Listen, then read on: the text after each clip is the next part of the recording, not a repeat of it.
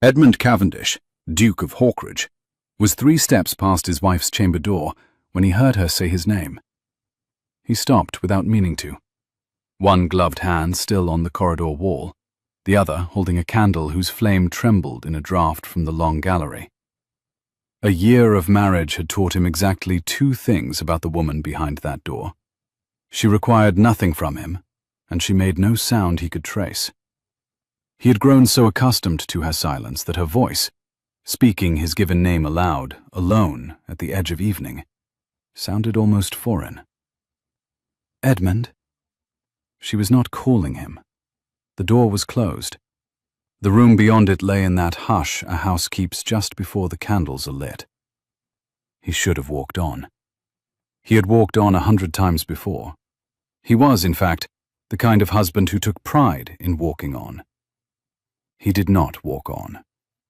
Through the door, in a low, unhurried voice, his wife was praying. Not for herself, and let his hands trouble him less tonight. He sat at the desk so long this morning. The cold goes into the old wound on the right one, the one he hides when anyone notices. Let it ease. Let him sleep without setting his teeth against it. Edmund's gloved hand pressed flat against the wall. The candle in the other tilted. A bead of wax, soft and warm, slid over his knuckle. Let his sister write to him before the season ends, the voice continued, calm as someone tending a small fire. She is afraid he will think her ungrateful. He is not ungrateful when he is afraid. She is not either. They are the same in this, and have never told one another. A pause. The kind of pause a person who is unhurried can afford.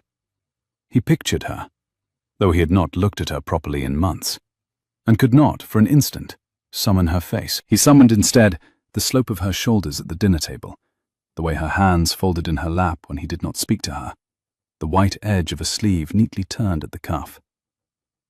"Let him be happy," she said, simply, as if it were a fact she was placing in safekeeping.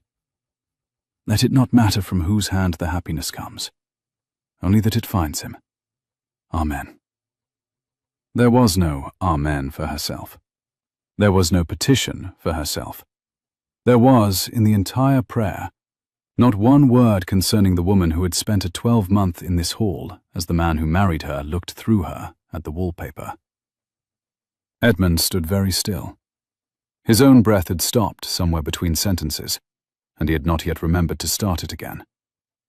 The corridor smelled of the beeswax candles his housekeeper preferred, of the spring damp that always rose into Hawkridge in May, and of something faint and impossible. A thread of lavender that was not, he was suddenly certain, the housekeeper's choice. It was hers. It had been hers since the day she came. He had simply not noticed. The door before him was made of oak and had been hung in the reign of his grandfather. He had passed through it twice in 12 months, once on the night of the wedding, to bow stiffly and depart, and once at the end of the bride's first week, to ask whether her quarters required any further comfort. She had said no. He had not asked again. Behind it now, the woman who had asked him for nothing was asking nothing for herself. A footstep sounded on the stairs at the corridor's far end. The candle in his hand recovered its flame. Edmund Cavendish, Duke of Hawkridge, who had crossed 3 continents in service of the crown and held a regiment together at Salamanca with a bayonet wound in his right hand, found that he could not have moved from the spot if the house itself had begun to burn. He took the candle in his other hand to free the gloved one. He spread its fingers against the panelled wall. He breathed in. He had been a fool. That, too, he understood without warning, the way men sometimes understand things on a winter battlefield, when the fog suddenly opens, and they see at last the shape of the ground they have been fighting on. He had been a fool for 1 year. He had been a fool with great precision and consistency, with a calm that he had mistaken for dignity. He had given a young woman his name and his roof and the back of his head at every meal, and she had answered with this, with a prayer for the ease of a wound she had no business knowing about. The footstep on the stairs reached the gallery and turned away. Edmund did not knock. He could not have spoken if he had. He took 2 steps backward, then a third, and the third placed him in the shadow of the alcove opposite her door.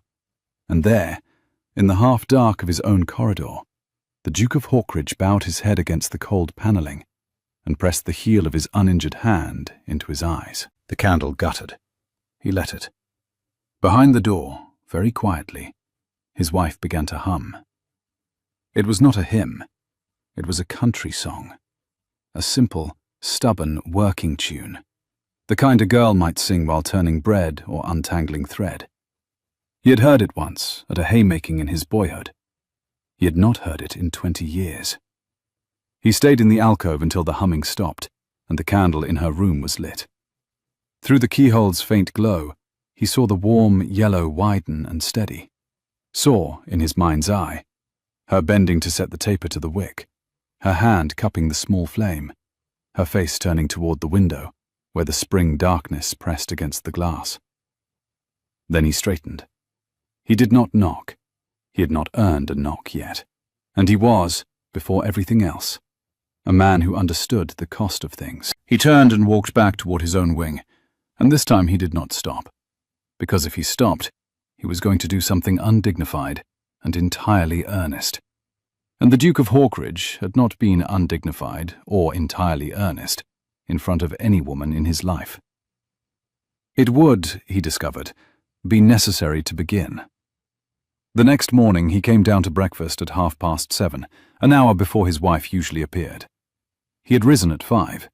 He had paced the length of the library twice, then sat at the desk, then risen again. He had stared, finally, at the cold square of grey beyond the eastern window until the colour bled into pink, and the pink into the first watery yellow of a Yorkshire spring. Now he sat alone at the long mahogany table in the breakfast room, and he watched the door. A footman entered with the silver coffee service. Behind him came a maid with a covered dish, and behind her came Mrs. Penrose, the housekeeper, in her grey worsted, with the air of a woman whose schedule was being kept. "Your Grace?" "Mrs. Penrose. A question." "My lord." Edmund placed both hands on the table. The right one, the one that troubled him in the cold, lay flat against the wood, with the deliberate ease of a man who refused to favour it. "What is on that tray?" "The brown bread, my lord, the sharp cheese, the plums in spirit, and the ham." "Why?" The housekeeper paused. "It is your breakfast, my lord." "Mrs. Penrose, I have not asked for that breakfast in this house since I came home from Spain. I have eaten it because it has been put before me. I assumed it was cook's notion of how a duke ought to begin a Tuesday." "Ah." Mrs. Penrose gathered her hands at her waist. Her face composed itself into the careful neutrality of a senior servant who had been asked, at last, the question she had been waiting for. "The bread is the way your father preferred it, my lord, cut thick. The plums in spirit are because you mentioned, in your second week home from the peninsula, that you had not had them in 3 years. The ham is from the home farm. The cheese is from Wrentham, because you said once at dinner that Wrentham cheese was the only thing about Yorkshire you did not regret." "I do not remember saying that." "No, my lord. Her Grace does." Edmund closed his eyes for a single, audible breath. When he opened them, his voice had not changed, but the man behind it had. "Mrs. Penrose, how long has my wife been ordering my breakfast?" "Since the 3rd week of her residence, my lord." "And you did not think to mention this to me?" "My lord," said Mrs. Penrose, with the perfect mildness of a woman who had been in service 40 years and knew exactly when to be a piece of furniture and when to be a knife. "Her Grace did not wish it mentioned, and until this morning, my lord, you had not asked." There was a long silence. Edmund picked up the silver knife at his place. He set it down again. He laughed once, low in his chest, and it was not a kind laugh. It was directed entirely at himself. "Thank you, Mrs. Penrose." "My lord?" "One further question. The lavender in the linen press. Whose taste is that?" "Her Grace's, my lord. From a still-room receipt of her grandmother's. She prepares the sachets herself in the still-room, on Wednesdays. Of course she does. My lord. You may go. Mrs. Penrose curtsied with the same neutral composure with which she had entered. At the door she paused, half-turned, and added, in a voice scrubbed perfectly free of any suggestion at all. She takes her breakfast in the morning room these last 6 months, my lord, with the eastern window. Cook sends a tray at 9:30. If you were thinking of asking her something, my lord, she is generally there until 10. Thank you, Mrs. Penrose, he said again, and this time the words came out slightly hoarse. When she had gone, Edmund Cavendish sat very still and looked down at the slice of brown bread on his plate. He understood, for the first time in 12 months, that he had been fed every morning of his marriage by a woman he had refused to look at. He did not eat the bread. He went, instead, to find her. The morning room at Hawkridge faced east across the kitchen garden and the ha-ha, and beyond them the meadow that ran down to the river. The window that gave it its purpose was tall, deep-set, and held an oak seat below the casement. On a fair Tuesday in May, with the light coming in pale and clean over the new leaves, anyone who sat in that window would see most of a county. His wife sat in it. She had not, he saw at once, expected him. A book lay open in her lap. Her left hand held the place. Her right was stretched to the windowsill, where a small white teacup balanced on a chipped saucer that he recognized, with a fresh and entirely deserved jolt of shame, as a saucer from the second-best service. She had been using the second-best service for her own breakfast. He had not asked her to. She had, evidently, decided that the first best ought to be reserved for occasions involving him. She looked up. His wife was 25 years old. He had married her at 24, and he had spent 12 months arranging not to look at her, and now, in a clean Tuesday light, he looked at her properly for the first time, and the small, civilized injury he had been carrying since the previous evening became something larger and less manageable.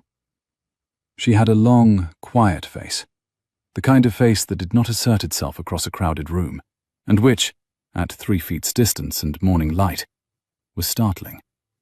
Dark hair drawn back in a soft chignon, a wide, level mouth, eyes the colour of strong tea, a carriage of the head that had been schooled by a country governess and not by London.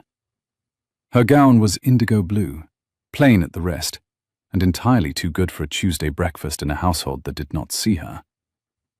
She closed her book. The closing was unhurried. It was the same unhurriedness with which she had said, the night before, "Let him be happy."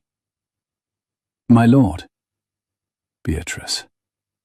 It was the first time he had used her given name aloud since the afternoon of the wedding. She heard it.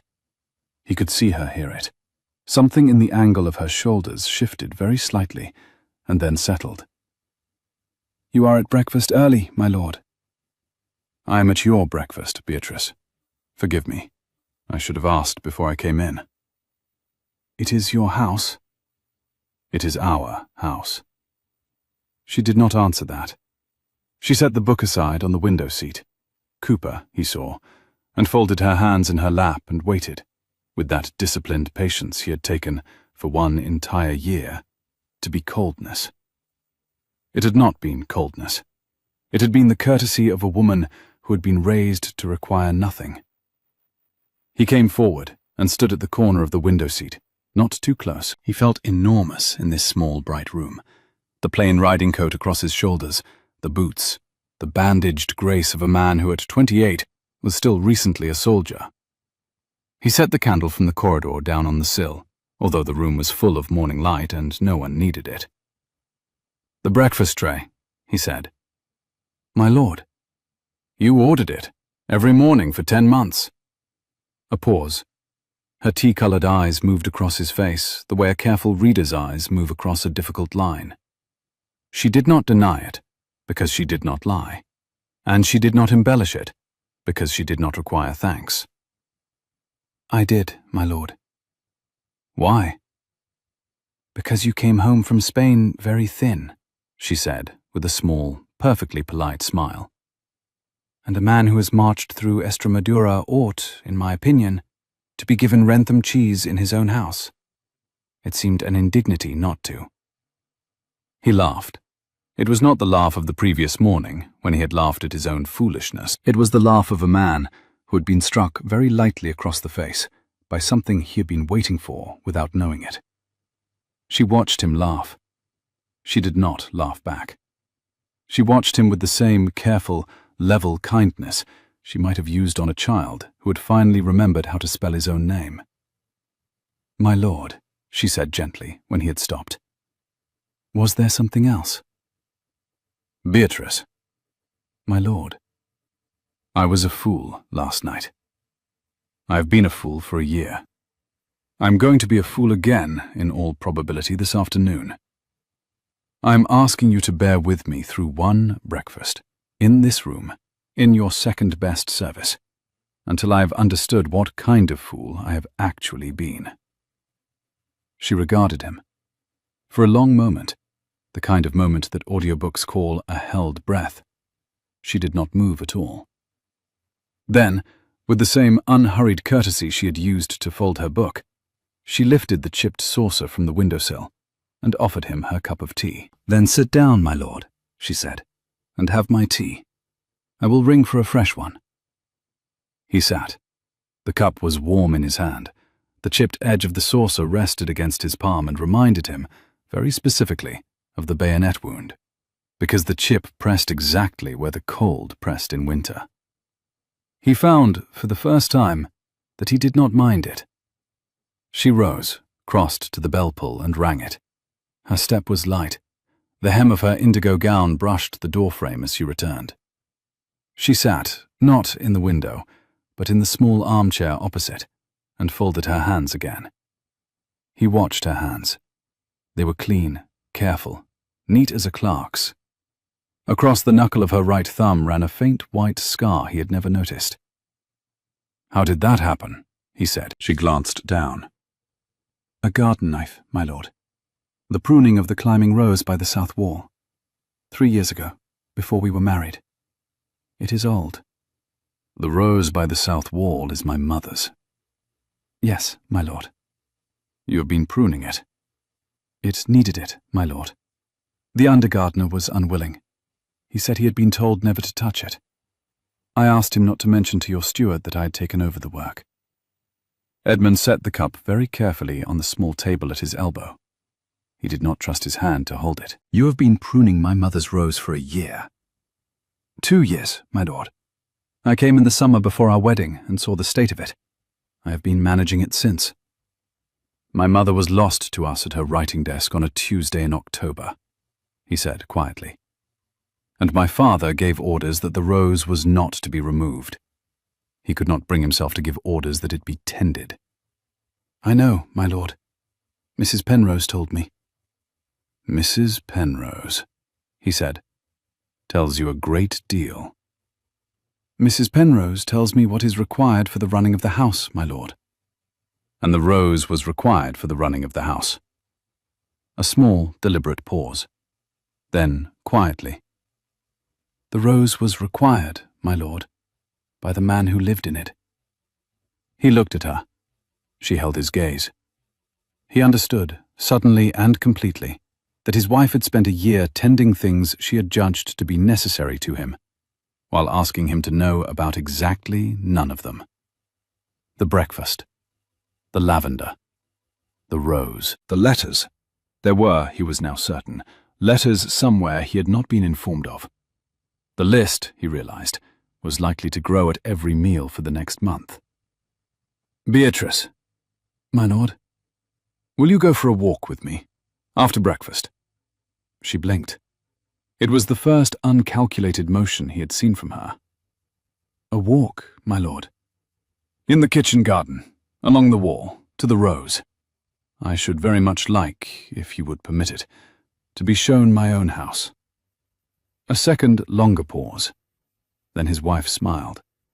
It was not a brilliant smile, and it was not for the company of a duke.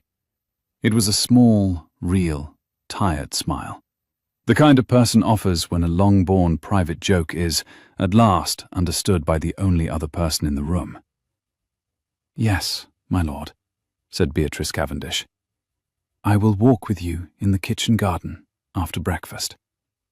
She rose to ring for fresh tea. Edmund Cavendish, who had marched 15 miles a day across Spain, who had sat at councils with men who wrote the laws of England, who had inherited a dukedom at 24 and worn it like a coat that did not fit and refused to be altered, Edmund Cavendish discovered that he had begun, 12 hours earlier, the only campaign of his life that he was going to fight properly. He did not yet know how badly he was outmatched. He found out 3 days later. It began with a letter. Hawkridge received the post twice a week. The Duke read his correspondence in the library, at the great oak desk that had been his father's, with his coffee at his elbow, and the bay window throwing morning light across the green leather. He had been opening his own letters since boyhood. Nothing about the practice required revision. Except that on this Friday in May, the letter on the top of the salver was not addressed to him. It was addressed to his wife. This was not, in itself, a startling event. She received correspondence like any lady of the house. The startling event was that the seal on it, a small, careful red oval, bore the device of the Whitfield baronetcy, and the hand that had written "Her Grace the Duchess of Hawkridge" was a hand he recognized from the marriage settlements. It was the hand of her father's cousin, Sir Roderick Whitfield, currently of London, formerly of the Whitfield estate at Asham, and the man who had, 12 months ago, brokered Edmund's marriage to a girl he had barely glanced at across a Worcestershire dining table. Edmund did not open the letter. He had been a fool for a year, but he had not been a man who opened his wife's correspondence, and he was not about to start. He did, however, observe it. He observed, in particular, that Roderick Whitfield's hand had been on 6 other letters in the past 2 months, judging by the corner of the salver where Heath the butler kept the records. He observed, when he asked, that Beatrice had answered every one of them. He observed, when he asked further, that she had written cheques against her quarterly allowance from him 3 times in 6 months, sums that had gone, by Heath's reckoning, through the Coote's office in London, which the Duke knew very well to be Roderick's bank. His wife, who had asked him for nothing in 12 months, was sending money to her cousin. Edmund rose from the desk. He walked to the bay window. He pressed both hands against the cold sill. "Heath, Your Grace. My wife's allowance. Your Grace. What does she spend it on?" Heath, who had been at Hawkridge longer than Edmund had been alive, and who was on 3 separate counts more loyal to the Duchess than he was to the Duke, paused for the precise length required to make his answer ceremonial. "Her Grace, Your Grace, does not spend it on herself." "That, Heath, I have begun to understand. Her Grace, my lord, sends the larger portion of it to her mother's establishment in Northumberland. Lady Whitfield resides at the dower cottage at Beckford, which is, I understand, in poor repair and unsuitable for a lady of her age. Her Grace's quarterly contributions, Your Grace, have repaired the roof, paid the apothecary, and retained a girl from the village to keep house. She has done this without notice and without thanks. And the remainder?" A longer pause. Heath, who was a man of professional discretion, and also a man who had decided 3 days ago that the Duke had been allowed to be a fool for long enough, lifted his chin a careful 1/4 inch. "Sir Roderick Whitfield, Your Grace, has been advising Her Grace on what he describes as an obligation of the family name." "Has he?" "He has reminded Her Grace, Your Grace, in several letters whose phrasing I do not quite admire, that the Whitfield line has standing to maintain in London, and that Her Grace's elevation to a duchess places certain expectations upon the household. Her Grace has, to her credit, Your Grace, and against my own counsel, paid 3 of the bills he forwarded." "How much?" 84 guineas, Your Grace." "Heath." "Your Grace, have I given my wife 84 guineas of pin money in the past half-year?" "Your Grace has given Her Grace 120 guineas a quarter, in accordance with the settlements, of which, Your Grace, Her Grace has retained for herself, in the last 6 months, a sum I would estimate at not more than £4. Edmund laughed once, humorlessly, into his palm. £4. Your Grace, the lavender for the linen press is from her own still-room, and the gowns Your Grace will have observed at dinner are, with one exception, from her trousseau. The exception, Your Grace, is the indigo morning gown, which Her Grace had made up 2 summers ago from a length of silk that was a wedding gift from a distant aunt. I see. If Your Grace will forgive my saying so, Your Grace, Her Grace has been keeping a household within the household. Heath. Your Grace, I forgive you saying so. I would have forgiven you saying so a year ago. You may, in fact, consider yourself encouraged to say a great deal more, in any matter touching my wife, at any hour of the day, beginning approximately this morning. Yes, Your Grace. Edmund returned to the desk. He sat. He drew a sheet of paper toward himself, and a pen and ink. He wrote 3 lines. He folded the paper. He sealed it with the Hawkridge ring, which he had not used to seal a letter to a woman in his life. Heath, take this to her, please, in the morning room. Do not wait for an answer. Your Grace? The note read, Beatrice, there is a letter on the salver from Sir Roderick. It is yours to open. Do not pay it. If he writes again about household economies, I will reply to him myself. Forgive me for not understanding sooner. H. He signed it with the single letter she would, he knew, recognize as the way his sister addressed him. He did not see her open the note. He did not see, when she opened it, the way her hand stilled, and then settled with the same disciplined ease it had used on the windowsill 3 days before, or the way she folded the paper twice and tucked it into the small pocket at her waist, where she kept the keys to the still room and a sprig of last year's lavender. She did not, that day, send a reply. She simply, after luncheon, made her way to the south wall and the rose, and he, walking past the kitchen garden on his way to the stables, found her there with a small pair of pruning shears, and he did the only intelligent thing he had done in a year of his marriage. He sat down on the bench against the wall and watched her work. She did not greet him. She did not stop. She held a long cane against the trellis, gauged where to cut, made the cut, and laid the cane in the basket by her boot. You are angry, he observed eventually. I am pruning a rose, my lord. With unusual decision. It is overdue. Beatrice. My lord. I should have known about the 84 guineas. I should have known about Beckford. I should have known more particularly about the cousin, who I have disliked since I was 11 and who, let me be entirely plain, was permitted to be present at our marriage settlements only because I was not paying attention and your father was. She made another cut. A spray of dead wood fell onto the gravel. My father is not an unkind man, my lord. He simply does not know what to do with the daughter when the dowry is settled.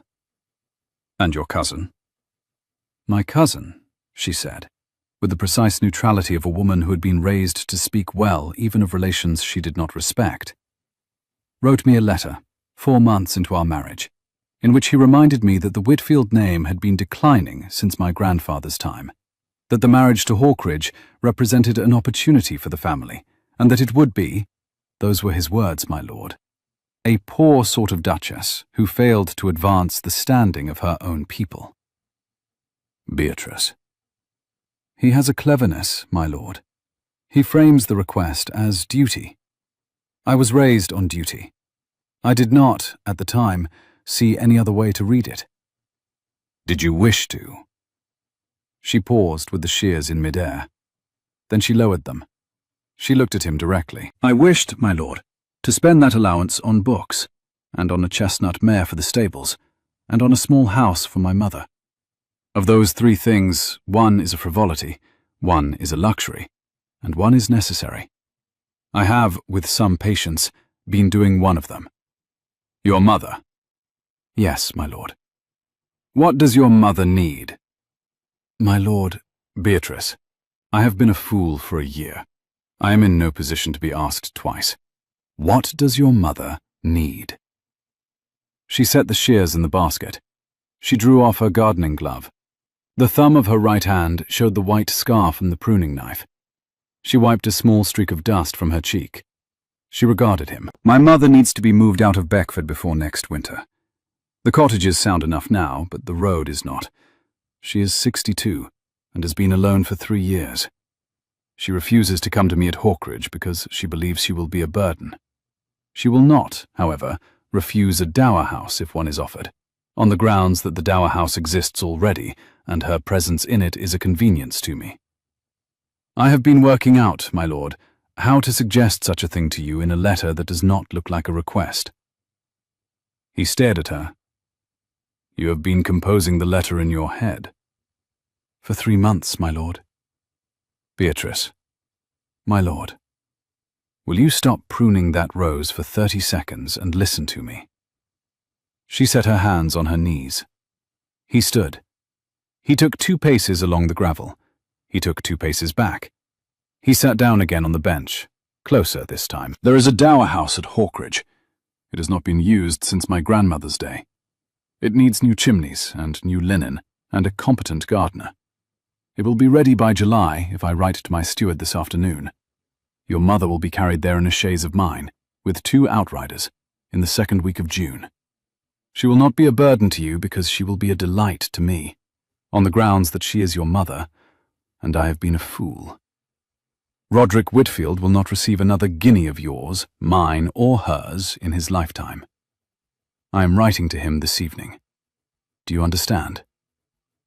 My lord. Beatrice. That is a great deal to do in 4 minutes, my lord. It is 12 months overdue. She looked at him. He had thought, for a year, that her face was reserved. He had thought it, in his less generous hours, lacking. He saw, in this moment, by the spring sun on the south wall, that her face was kept. She had been keeping it, the way she had been keeping the rose, against a season she had not been sure would come. My lord, she said quietly, if you do these things for me only because you overheard a prayer at a door, you will be tired of them by Michaelmas. He absorbed that with no movement at all.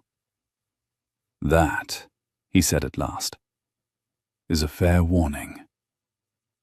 It is not a refusal, my lord. I understand. I do not require that you love me, my lord. I am not unintelligent. I do, however, require that whatever you do for me from this afternoon forward, you do because you have decided to be the kind of man who does it, and not, my lord, because for 1/2 hour on a Thursday evening you were briefly ashamed of yourself. He bowed his head. For a long moment the only sound in the kitchen garden was a thrush in the hedge by the ha-ha, and the small click of a dead cane being lifted and laid in a basket. Beatrice, he said at last, may I help you with the rose? She did not answer at once. Then she handed him the 2nd pair of shears she had brought, the small ones, the kind one used for the inner growth. You may, my lord. The east side. I have not been tall enough. He took the shears. He worked beside his wife for 1.5 hours on the south wall in the spring light, and in that 1.5 hours he said almost nothing, because almost nothing was what was required, and at the end of it, the rose stood lighter, leaner, and more capable of bearing its own bloom. On the way back to the house, she walked half a step ahead of him on the gravel, and her hand, swinging at her side, brushed his coat once. She did not apologize for it. He did not remark on it. They walked in. That evening, for the first time in 12 months, the Duke and Duchess of Hawkridge dined at the same end of the table. He did not speak much. She did not either. But when he reached for the salt cellar, she moved it 1/2 inch toward him before he had asked. And when he set down his glass, she refilled her own, and he saw, for the first time, the small private comedy that had been running on the other side of the table for a year. He smiled at her. She smiled back. It was the same small, real, tired smile she had given him in the morning room. It was, he understood, the smile he was going to spend the rest of his life earning. He intended to deserve it by Michaelmas. The letter to Roderick was sent the next morning. It was brief, civil, and final. It informed Sir Roderick Whitfield that the Duchess of Hawkridge would no longer be available for consultation on the household economies of the Whitfield baronetcy, that any further correspondence of that nature should be directed to the Duke himself, and that the Duke would not be answering. It was sealed with the Hawkridge ring. Heath delivered it to the post in person. Sir Roderick Whitfield, a tall, beautifully tailored man of 32, who wore a russet velvet coat in London for the same reason that he kept a grey carriage horse with one white sock, received it on a Wednesday in his rooms in Brook Street. He read it once. He read it again. He laid it down on the marquetry side table beside his coffee. He smiled. "Edmund," he said pleasantly to no one in particular. "Edmund, Edmund, Edmund." Then he went to his desk, drew out a sheet of cream paper, and began to write to a friend in the Lord Chancellor's office. Sir Roderick Whitfield did not believe in losing the long game. He believed, rather, in adjusting the board. The Dower House at Hawkridge was reopened the second week of June. Lady Whitfield, 62, narrow as a winter sparrow and twice as opinionated, was conveyed to it in a closed chaise, with 2 outriders and a small hamper of plums in spirit. She had asked for none of these courtesies, and accepted all of them, with the suspicious grace of a woman who had not, in 3 years, been offered a single thing by a son-in-law she had begun to consider a permanent absence. Edmund met her on the front steps in his second-best coat. He did not bow. He extended his right hand, the one that troubled him in the cold, and assisted her down from the chaise. His grip was firm. His face was grave. He addressed her as Madam, with the full attention of a man who had been raised to it. "Lady Whitfield." "Hawkridge." "You will forgive the lateness of this welcome." She regarded him with the precise, tea-coloured eyes of her daughter. "I will consider it, sir," she said, in a voice that had been schooled by the same country governess. "Show me the Dower House." He showed her the Dower House. She approved the chimneys. She approved the kitchen. She approved, with reservations, the gardener. She informed him that the south parlour required a fresh paint, that the housekeeper she had been promised would do, that the plums in spirit were better than the ones at Beckford and equal to the ones at her father's table in 1782, and that she would expect him to dine with her on Tuesdays at 6 o'clock for as long as she remained alive enough to demand it. Edmund accepted all of this. He kissed her hand at the door. He walked back across the meadow toward the great house with the long stride of a man who had done one decent thing in a fortnight and intended, if it was permitted him, to do another. Beatrice met him at the Har. She did not say anything. She put her hand through his arm. He felt the small, careful pressure of her fingers through his sleeve. He did not look at her. He could not, just then, look at her without being undone in the open field. "Beatrice." "My lord." "I am going to London on Thursday." She paused half a step on the gravel. "For Parliament, my lord." "For Parliament. And for one other thing. Roderick has not answered my letter. He has written instead to a friend at the Lord Chancellor's office, who is, in turn, a friend of mine. The letter, as I understand it, is a piece of mischief about the Whitfield estate's standing in London, and about a duchess who has been, in his phrasing, deficient in her family duties. He intends, I think, to make himself unpleasant at the season's end. Ah, you will come with me." "My lord." "Beatrice." "To London, my lord. I cannot face him there alone. I am, in any case, not minded to face him alone. He is your cousin, and he has been writing to you for a year, and he has been mistaken for a year, and the kindest thing I can do for him is to be mistaken at, in person, in a room of his choosing, in his presence, with his wife in attendance. It is a pleasure I prefer, on balance, not to deny him." She walked on with him for several paces in silence. "My lord," she said at last, Are you proposing that we attend a London ball together? I am proposing, my lord, he answered, in a tone she had not heard from him before, that we attend, together, the first London ball of our marriage, at which my wife will wear the most extraordinary gown she possesses, and her cousin will discover that the Whitfield baronetcy has indeed acquired a duchess, and that the duchess in question is a woman who prunes her own roses. She laughed. It was a sudden, unguarded laugh, the first he had heard from her, and it rang clean across the meadow like a thrown silver coin. My lord, I do not own an extraordinary gown. That is fortunate, said the Duke. Mrs. Allard of Bond Street happens to be a friend of my late mother's. We shall procure one between Thursday and Saturday. It will, in my opinion, be ruby red. Roderick dislikes red. He thinks it provincial. My lord. Yes. My lord, the gown will cost a great deal of money. Beatrice, I have 116 guineas of yours owing to me from this past half year. I am paying it back, with interest, in Bond Street silk. Do not, I beg you, attempt to economize. She looked up at him. He looked down at her. For a moment, in the broad sunlight of the meadow, with the rooks going about their business in the elms, and the river running silver beyond the ha-ha, the Duke and Duchess of Hawkridge stood as still as people in a portrait.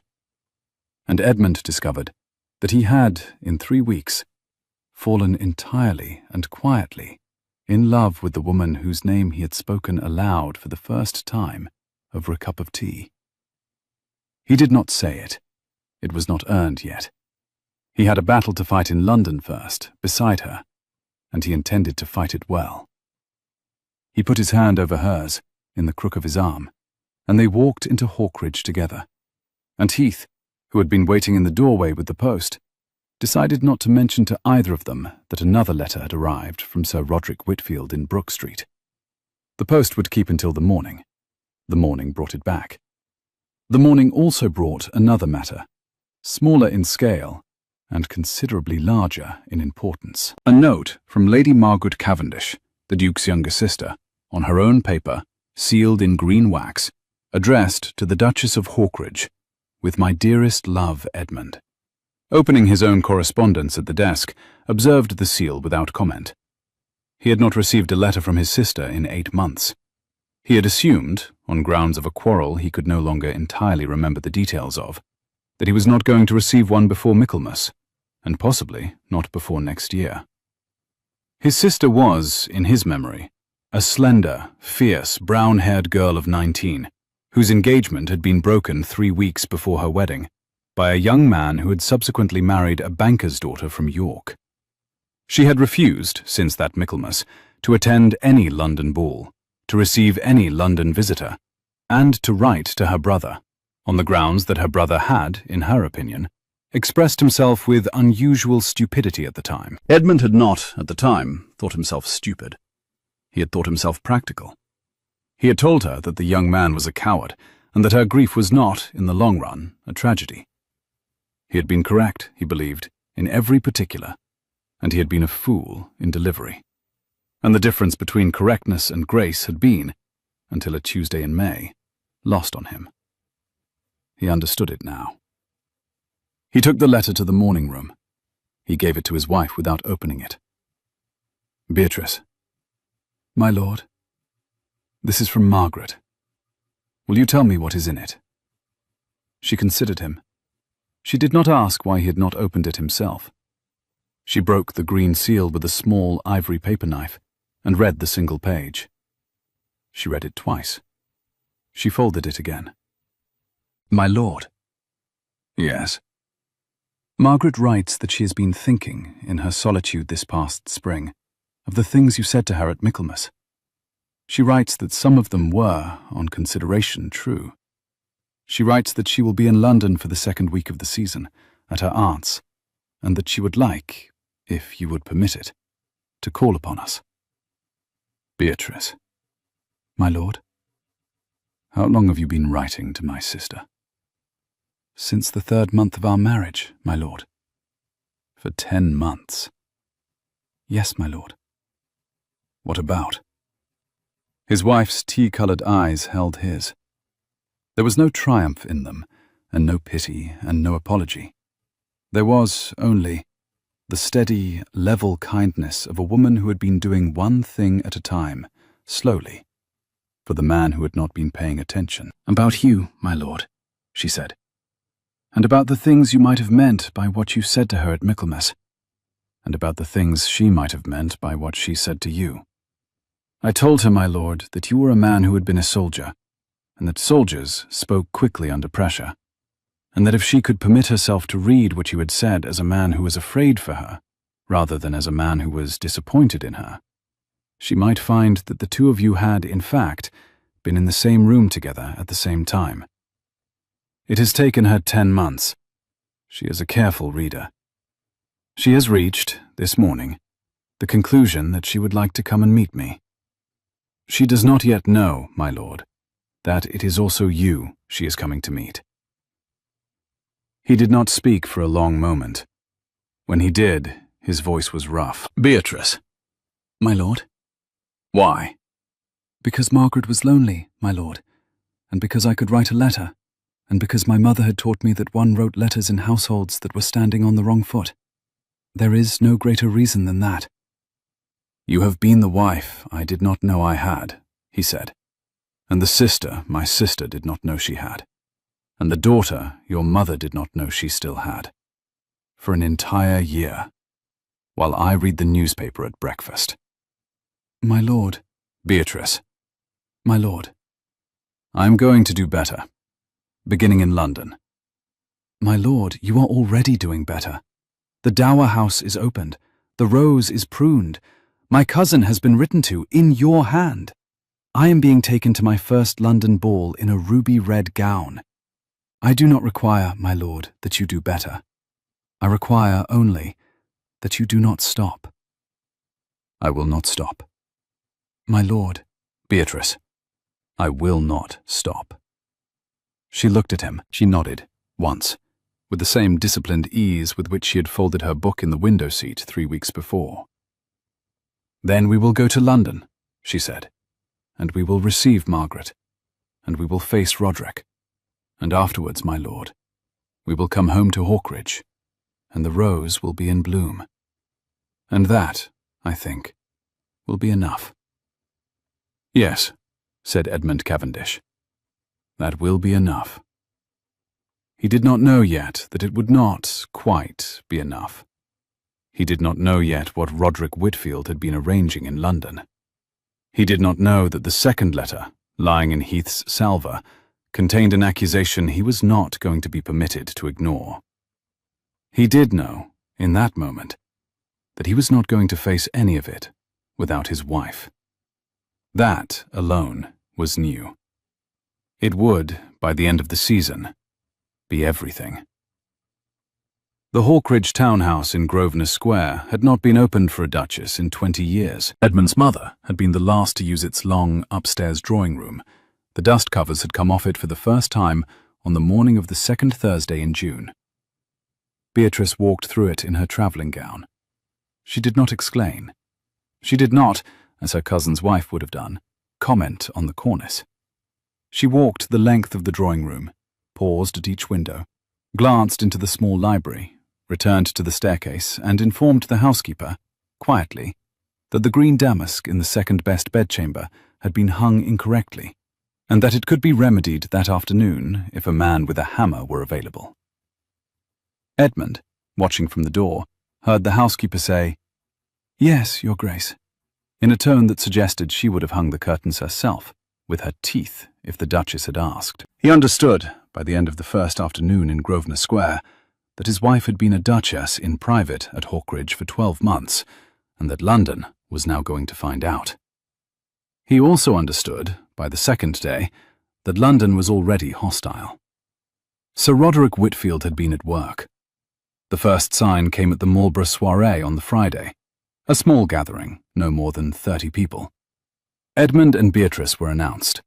The conversations in the room did not quite pause, but a particular set of conversations rearranged themselves, the way a flock of starlings rearranges in a field when a hawk passes overhead. A baronet, whose wife had been a friend of Edmund's mother, bowed too long over Beatrice's hand. A dowager fixed her with the polite, level stare of a woman composing, in real time, the gossip she would deliver at the next morning's calls.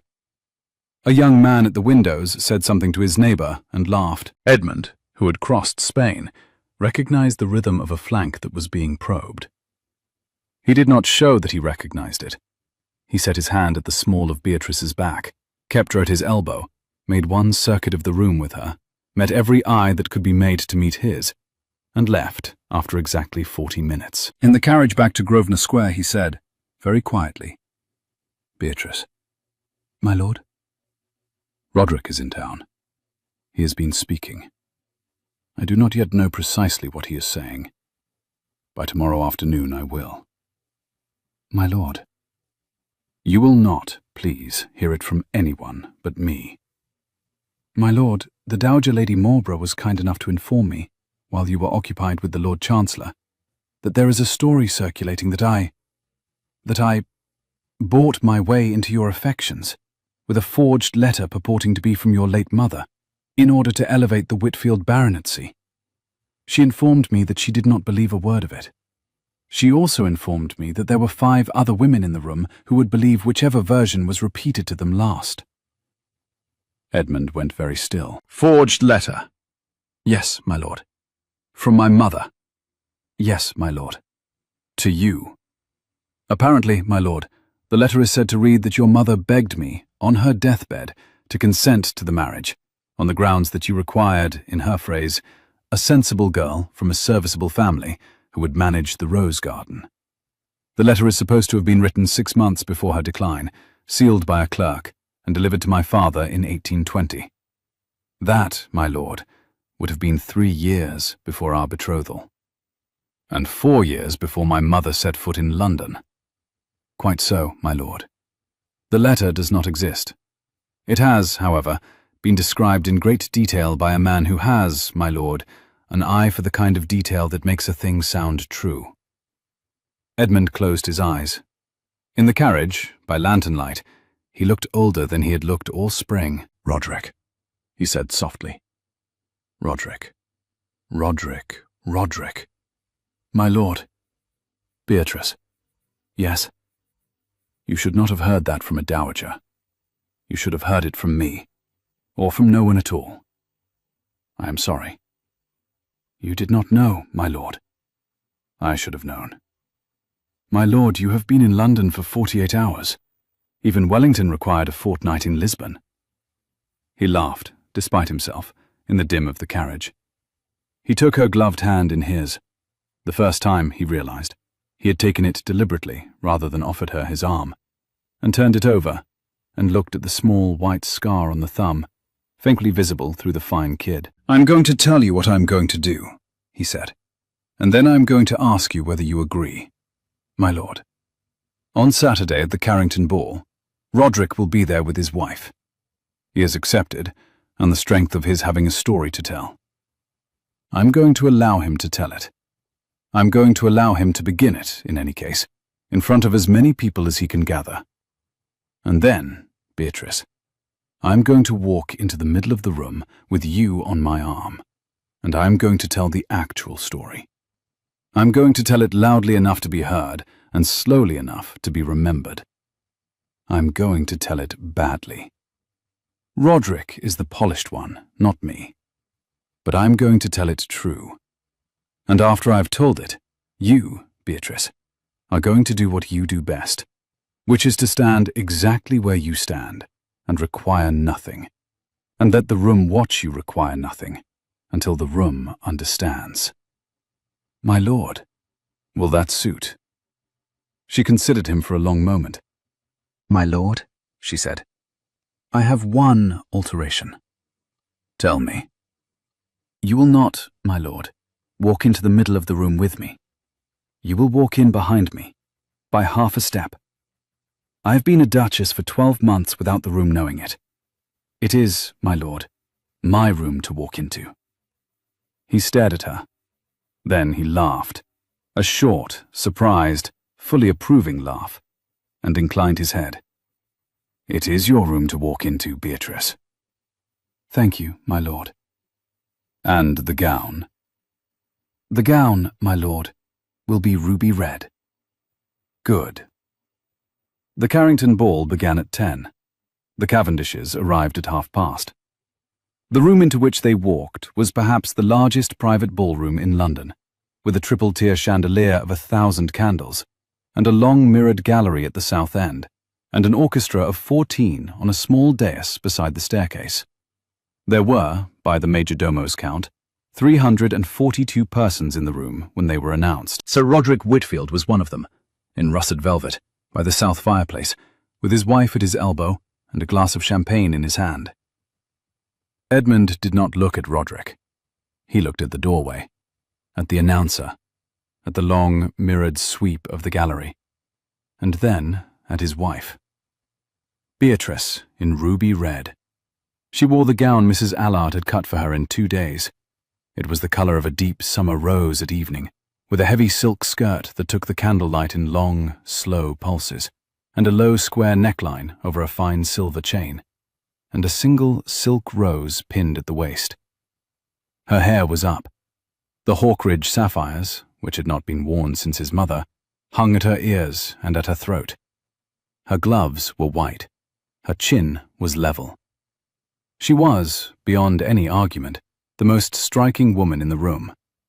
She was also, in carriage and in stillness, the most underestimated. She entered first. He entered half a step behind. The majordomo, who was a man of considerable training, modulated his announcement so that the Duke's name fell after the Duchess's by a measurable interval. Heads turned. Roderick Whitfield smiled. He moved smoothly through the crowd toward them, his wife in pale blue at his side. His russet velvet caught the light. His face, beautifully boned and beautifully kept, wore the small, rehearsed smile of a man who had been preparing his line for 48 hours. "Cousin," he said pleasantly to Beatrice, when he was close enough to be heard by the half-circle of guests who had drifted, with the inevitability of starlings, into the path of the conversation. "You wear the family jewels well. They suit you better than I expected." "Cousin," said Beatrice, with the same level politeness with which she had folded her book in the window seat. "It is delightful to see you in town. Hawkridge has, I gather, agreed to bring you out at last."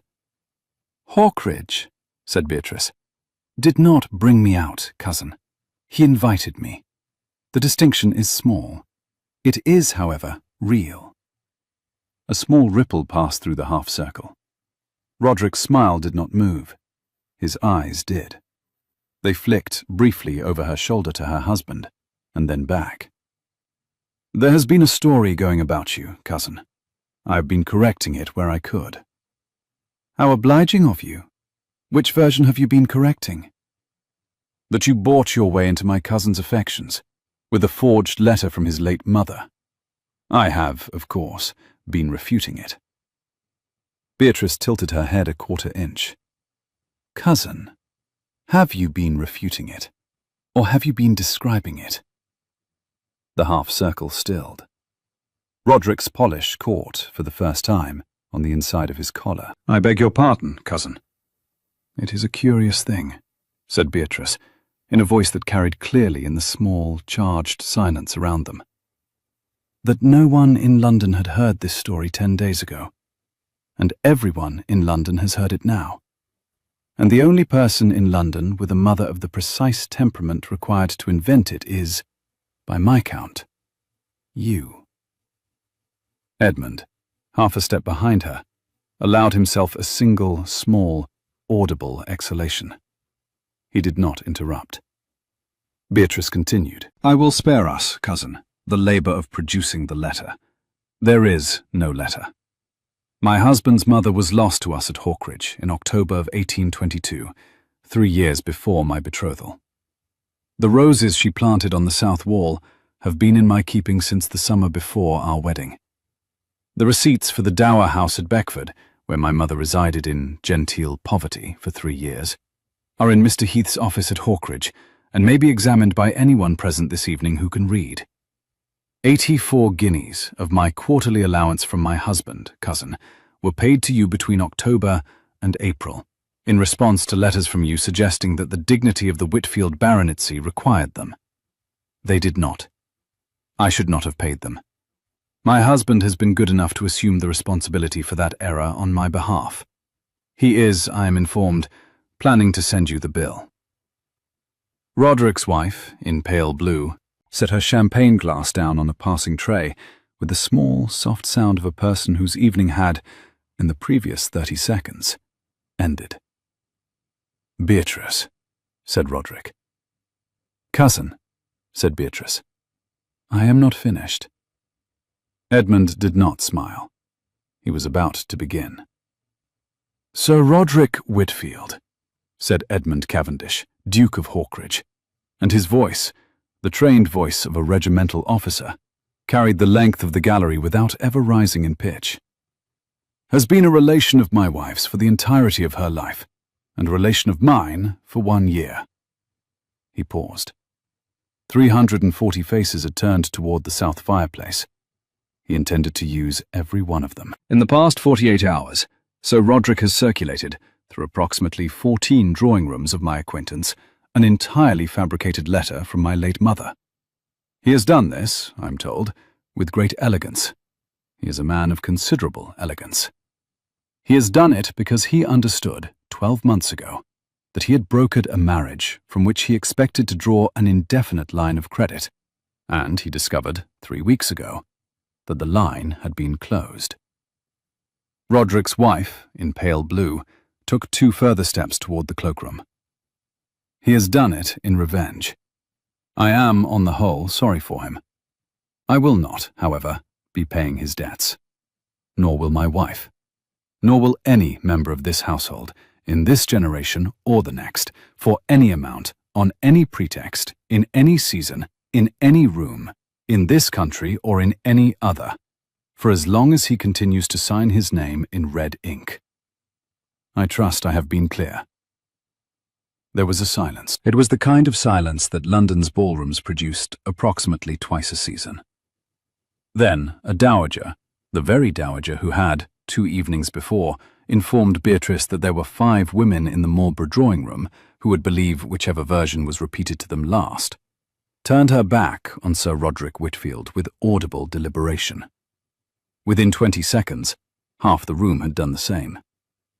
Roderick stood, in his russet velvet, in a small clearing of polished floor, with his wife already several paces toward the cloakroom, and a champagne glass on a footman's tray that no one had thought to refresh. His smile attempted, briefly, one last maneuver. It found nowhere to land. He bowed, stiffly, to his cousin. "Cousin," he said. "Cousin," said Beatrice, with the level, unhurried politeness of a woman who had been raised to speak well, even of relations she did not respect. He left. The orchestra, which had paused in the middle of a quadrille without anyone giving it the order, resumed. Edmund, half a step behind his wife, set his hand at the small of her back. He felt her breathing, even, steady, controlled. He felt the small tremor that was, beneath the control, exactly as human as he had known it would be. "Beatrice." "My lord." "That was your room?" "Yes, my lord." "Will you dance with me?" "My lord, I have not danced since my wedding." "Then dance with me, Beatrice. Badly, if you like. I shall be the worse partner." She laughed. It was the second time he had heard her laugh, and it was, this time, not a thrown silver coin, but a warm, small, private sound, but went only as far as his ear. She put her gloved hand in his, and the Duke and Duchess of Hawkridge danced their first dance together at the Carrington Ball, in a great mirrored gallery with a triple-tier chandelier, with the entire ton watching as if they had been sold tickets. And Edmund, who had spent 12 months not looking at his wife, discovered that he was now incapable of looking anywhere else. Margaret Cavendish came to call on the Tuesday that followed. She was, as Edmund remembered her, a slender, fierce, brown-haired girl, with the same sapphire-grey eyes that ran through the Cavendish line. She had grown thinner in 8 months. She had not grown less fierce. She walked into the Grosvenor Square drawing room behind the butler, with the carriage of a soldier reporting for orders she had not been certain she would accept. Beatrice rose to meet her. Margaret stopped in the middle of the carpet. She had, Edmund discovered, watching from the door, been preparing a sentence. She had, on the evidence, prepared several. None of them survived contact with a ruby-red, dowager-grade duchess in a midnight blue afternoon gown, who came forward, took both her hands, and said simply, "Margaret, come and sit by the window. The light is better here. Edmund will ring for tea. He may even pour it without spilling, if you smile at him a little. He has been on his best behavior for 3 weeks now, and is, in my opinion, ready for an examination." Margaret looked, for the first time in her life, at her brother.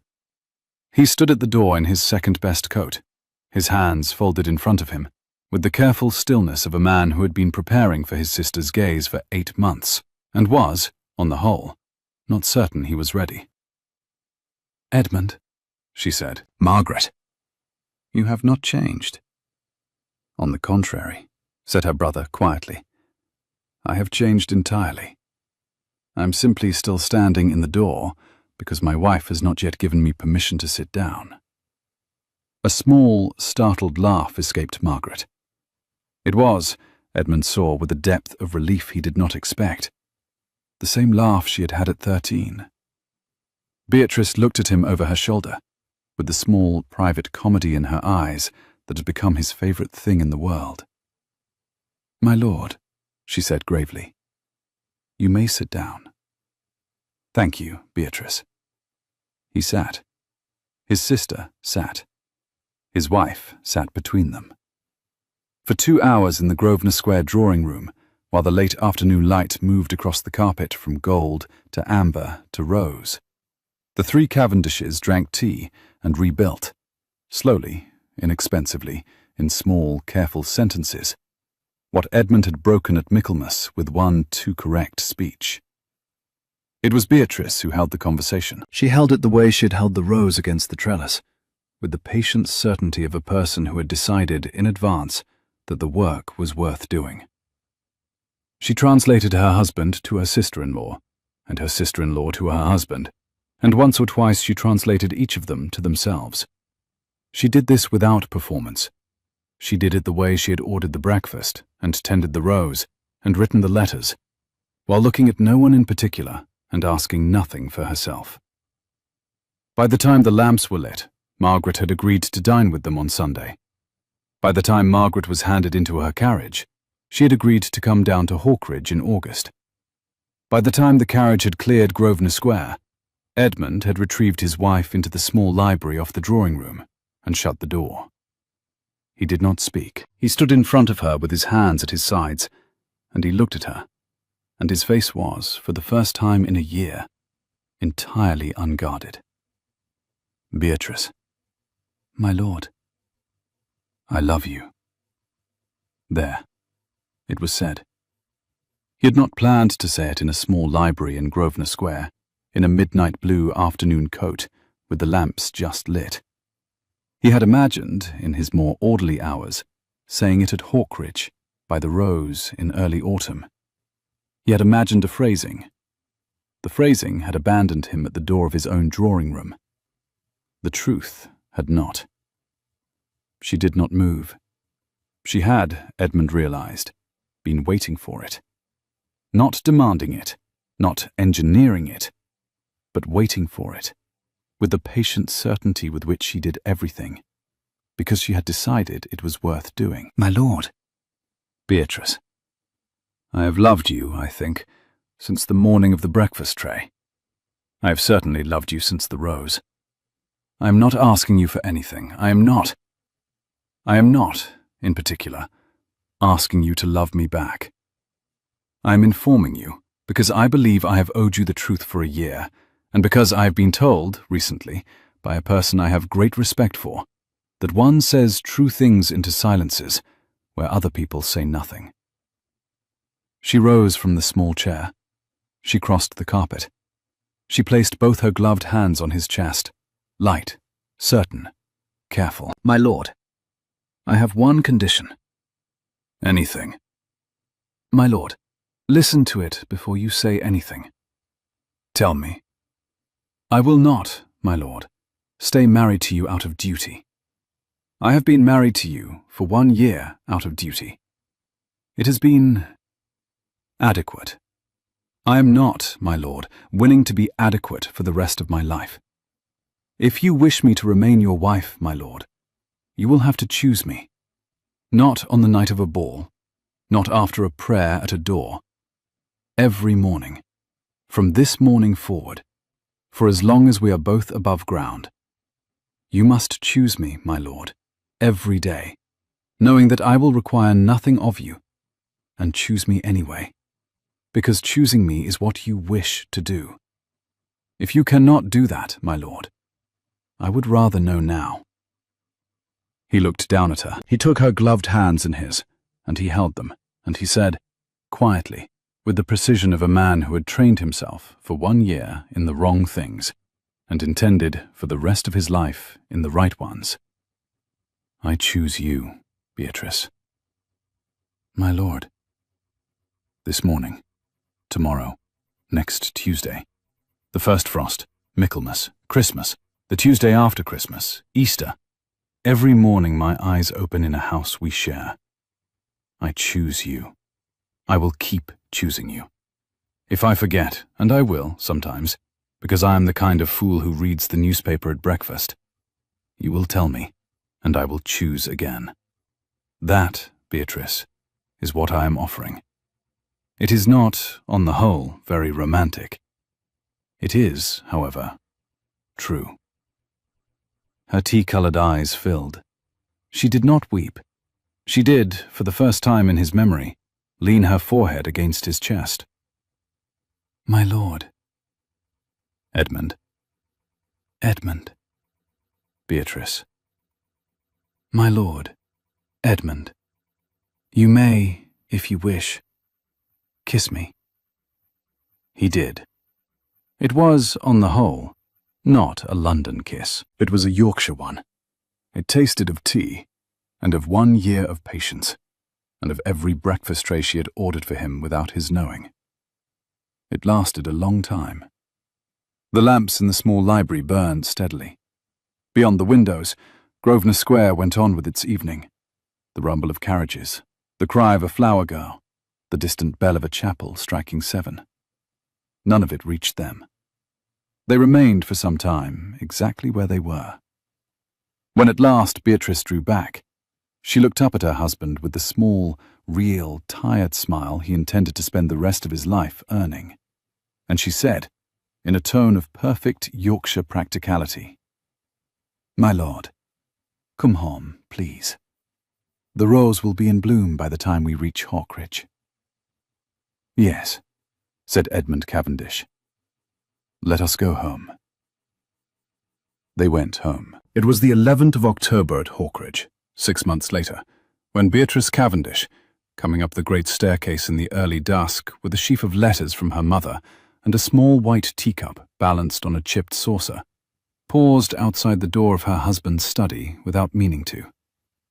The corridor smelled of beeswax candles, of the autumn damp that always rose into Hawkridge in October, and of a thread of lavender from the linen press at the gallery's far end.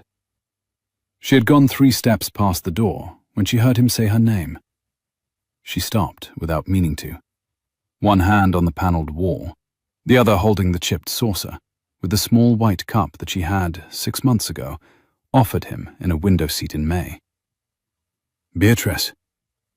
He was not calling her. The door was closed. The room beyond it was lit. She should have walked on. She had walked on before, only once. She did not walk on now. Through the door, in a low, unhurried voice, her husband was praying, not for himself. And let her not tire herself with the dower house this week. Her mother is wilful. The weather is bad. The roof of the south chapel will keep, and it does not matter whose hand mends it. Let it ease. Let her sleep without setting her teeth against it. Let Margaret write to her before Michaelmas. She is afraid Beatrice will think her ungrateful. Beatrice does not think anyone ungrateful when she is afraid. Margaret is not either. They are the same in this, and have, to my great fortune, told one another. Let her be happy. A pause, the kind of pause an unhurried man can afford. Let it not matter, particularly, from whose hand the happiness comes, only that it finds her. A longer pause. And, if it would not be too much trouble, let it, occasionally, find her from mine. Amen. There was no amen for himself. There was no petition for himself. There was, in the entire prayer, not one word concerning the man who had, for 1 year, looked through her at the wallpaper.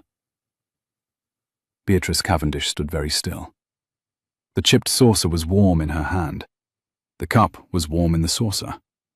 The corridor smelled of beeswax and of October and of lavender, and the house was as quiet as any house in Yorkshire is quiet at the edge of evening. She did not knock. She bent her head against the cold panelling for a moment. She allowed herself one breath that was not perfectly disciplined. Then she straightened, balanced the cup, and, on the same disciplined feet that had carried her up the staircase, walked the 3 steps back to the study door. She knocked. A pause. A chair pushed back. A footstep. The door opened. Edmund Cavendish, Duke of Hawkridge, in a riding coat the colour of midnight, with his right hand, the one that had troubled him in the cold, at the latch, looked at his wife. She held out the cup. "My lord," she said, with the small private comedy in her tea-coloured eyes that had become his favourite thing in the world. "I have brought you my tea. Will you have it? I will ring for a fresh one." He looked at her. He saw, for the first time without surprise, that she had heard him. He took the cup. He took the saucer. He took her by the wrist, very gently, with the gloved fingers of his uninjured hand, and drew her into the study, and shut the door behind them. He did not speak. He did not have to. The candle on his desk burned steadily. Beyond the long window, beyond the kitchen garden and the ha-ha, and the meadow that ran down to the river, the late autumn light was lying on the south wall of Hawkridge, and on the rose his mother had planted, and on the climbing canes Beatrice had pruned, in May, with him beside her, on the bench against the wall. The rose, in October, had finished blooming. It would, in May, bloom again. Beatrice Cavendish set her hand on her husband's chest, where it had rested 6 months before, in a small library off Grosvenor Square. She felt the steady knock of his heart through the midnight wool. She felt the warmth of the chipped saucer between them. She felt, for the first time in her life, something arriving from a hand she had not had to ask. It was enough. It would, by Michaelmas, be everything.